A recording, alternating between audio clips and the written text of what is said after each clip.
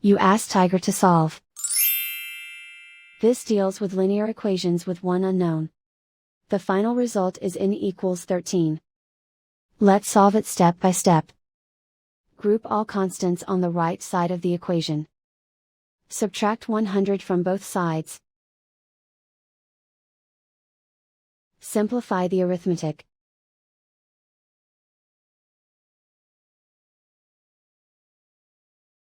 Isolate the n. Divide both sides by 4.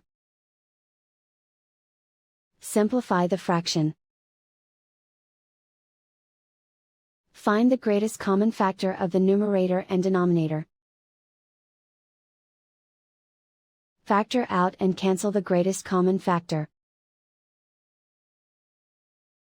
And so the final result is n equals 13.